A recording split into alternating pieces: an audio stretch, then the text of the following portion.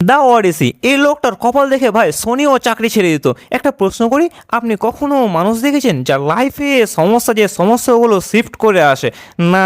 তাহলে পরিচয় করে দিই, মিস্টার ওডিসি। এই লোকটার একটা অপরাধ যুদ্ধ জিতেছিল, হ্যাঁ জিতেছিল, কিন্তু মনে হচ্ছে দেবতারা বলল এত সহজে কি বাড়ি ফিরবি, আমার ইজ্জত থাকবে।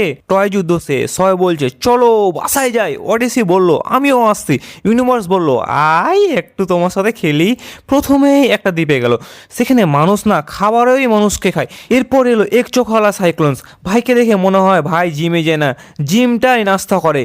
ওডিসি আবার বুদ্ধিমান, সে বলে আমার নাম মিস্টার নোবডি। সাইক্লোনের চোখ শেষ করে পালিয়ে যায়। সাইক্লোন চিৎকার করে বলে নোবডি আমাকে মেরে ফেললো। বাইরের লোকজন, তাহলে সমস্যা কি? নোবডি মারলে আমরা কি করব? এটাই মনে হয় ইতিহাসের প্রথম কোন অফিসিয়াল প্র্যাঙ্ক কল। কিন্তু এখানে শেষ না, ওডিসির ভিতরে একটা রোগ ছিল, ফ্লেক্স করার রোগ। পালিয়ে গিয়ে চুপ থাকলেই পারতো না, সে দূরে গিয়ে চিৎকার দিল, শুনে রাখ আমি নোবডি না, আমি মিস্টার ওডিসি। আমি হলে ঠিক তখনই সিওর বন্ধুত্ব ক্যান্সেল করতাম।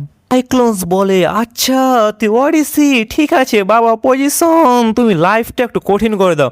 আর এরপর থেকে শুরু হলো এমন এক দুর্ভোগ যা দেখে মনে হবে ইউনিভার্স নিজেই তাকে আনফলো করে দিয়েছে। কোথায় জাদুকরি, কোথায় মানুষকে দানব, কোথায় এমন গান যা শুনলে মানুষের জাহাজ ঘুরিয়ে সোজা মৃত্যুর দিকে চলে যায়।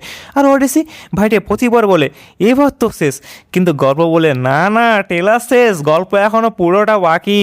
সবচেয়ে মজার ব্যাপার হলো যতবার মনে হবে এবার বাড়ি পৌঁছে গেছে, ঠিক তখনই নতুন বিপদে হাজির। এদিকে বাসায় তার স্ত্রী পেনুলিপ এমন ধৈর্য ধরে অপেক্ষা করছে যা আজকের দিনে হলে সবে কমেন্ট হতো মিসেস মুভ অন। কিন্তু পেনেলিপও কম চালাক না, বিয়ের জন্য যারা লাইনে দিয়েছিল তাদের এমনভাবে ঘুরিয়েছে তারা বুঝতেই পারে না তারা আসলে ওয়েটিং লিস্টে আছে। আর শেষ দিকে যখন ওডিসি ছদ্মবেশে নিজের বাড়িতে ঢুকে তখন মনে হবে এটা গ্রিক ম্যাথোলজি না, এটা হলো একদম অ্যাকশন সিনেমা। আর শেষের ক্লাইম্যাক্স, একদিকে টান টান উত্তেজনা, অন্যদিকে এমন একটা সন্তুষ্টি, মনে হবে এতক্ষণ যা সহ্য করেছেন সব একদম পয়সা উসুল। সিনেমাগ্রাফি, ব্যাকগ্রাউন্ড মিউজিক এগুলো না বলি ভাই ক্রিস্টোফার নোলান হে ভাই। কিন্তু একটা জিনিস আমার সবচেয়ে ভালো লেগেছে, অন্য সিনেমার মতো এ সিনেমা অতটা ব্রেন দিয়ে দেখার দরকার নাই, কিছুটা সহজ রেখেছেন ক্রিস্টোফার নোলান। তো মুভিটা তোমরা হলে গিয়ে দেখবা না ডাউনলোড করে দেখবা তা জানাতে ভুলবা না।